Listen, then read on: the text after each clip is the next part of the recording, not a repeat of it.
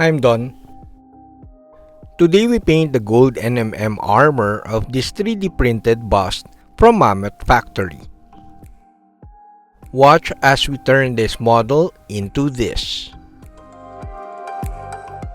Hi, I'm Don. Welcome to my studio. This channel is supported by all these awesome brands.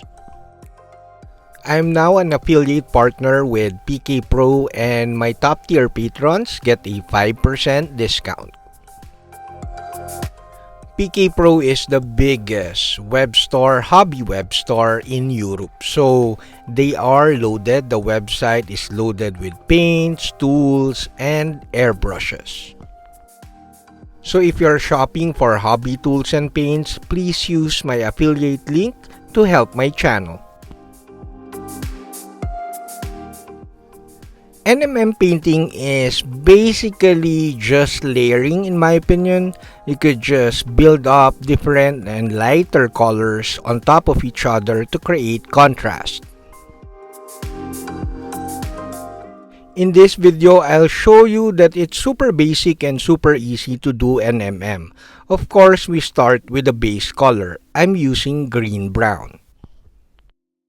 Any yellow ochre, whatever color is good for gold NMM as the base color. You could use Japanese uniform from model colors. You could use gold brown, or in this case green brown. So any yellow ochre color is great for a base coat. Now I added some lazy wash with flesh ink wash. A few master painters might disagree, but a lazy wash or a filtering of washes or inks is great for painting NMM. Especially for smaller miniatures that have very detailed and deep recesses in the armor parts. Once you're happy with the filtering of the ink wash, you could now proceed to the painting of the highlights. You could actually do the usual, like you could paint the green-brown again so that you paint the highlight areas of the NMM, but we're skipping that very tedious layering process and jumping to the painting of the highlights. The longer Patreon video version of this video has a tip on how to determine where the highlight should fall. Now we paint the shade color. The reason behind the flip-flopping from highlights to dark shades to highlights again when it comes to NMM is it's basically a reflection of the environment. So the usual environment would be sky and ground. So the ground would be this smoky ink and the darker brown, and the sky would be the reflection on the NMM, which is the highlights. By the way, I highly recommend the smoky ink from Game Color. It is more versatile than normal inks because it has a very thick consistency and it's very familiar to brush paint with.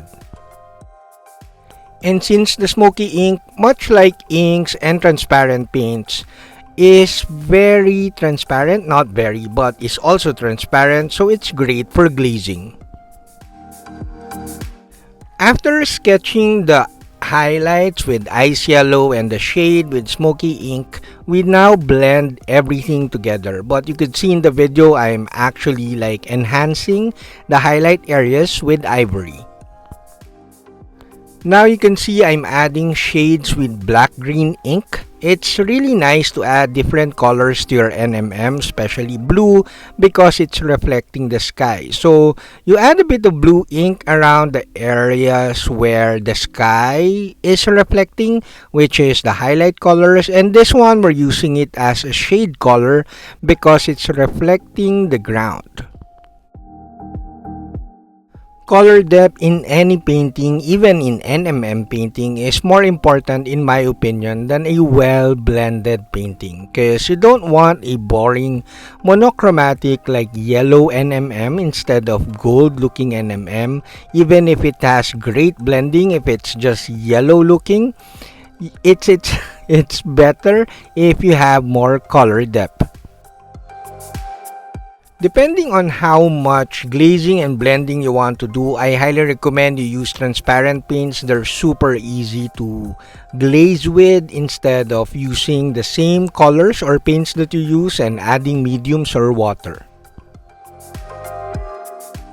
Now we do more highlights, but it is important to note that we're flip-flopping between enhancing the highlights and blending the shade areas and even the highlight areas. So it's not a fixed process, but you could see here, to simplify the video, we're simply adding more highlights. I mix ivory and ice yellow to come up with a not so bright highlight color, but later in the video I think I use a lot of the ivory because I want a really shiny armor.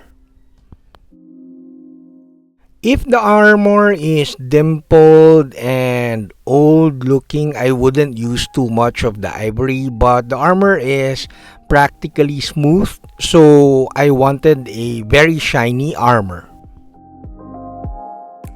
As you can see, you don't really need a lot of colors, but again, I highly recommend the transparent paints for glazing, and of course you need ivory or ice yellow, but then again you could mix ivory and yellow to come up with different highlight colors and mix the inks with different brown colors to come up with different shades. Now we use oil paints. I'm using my red grass glass palette and some high quality oil paints. So we're using the oil paints to add more color depth to our model and also to glaze the rough blending with that we did with the acrylics, and it's a very versatile approach. It's basically a finishing touch at this point, and note that I'm not using the oils as a wash, I'm using it as a glaze paint. That's it, we're about done. It's time for our golden lemon reveal. But first, a ton of thanks to all my patrons for practically saving this channel. The 20-minute long Patreon version of this video has a tip on where to paint your highlights and also an explanation on how to maximize your oil painting. But I do hope that you still found this video helpful, useful, or at the very least entertaining. I also hope that I was able to not explain but show that NMM painting is pretty simple. It's just basic layering, and yes, you could use washes and inks and transparent paints to blend everything together. That's it, Pansit. That's it, we're done. I hope you liked the video. Do like, comment, subscribe, and consider joining the channel so that you'll be part of our Discord community. Saludos!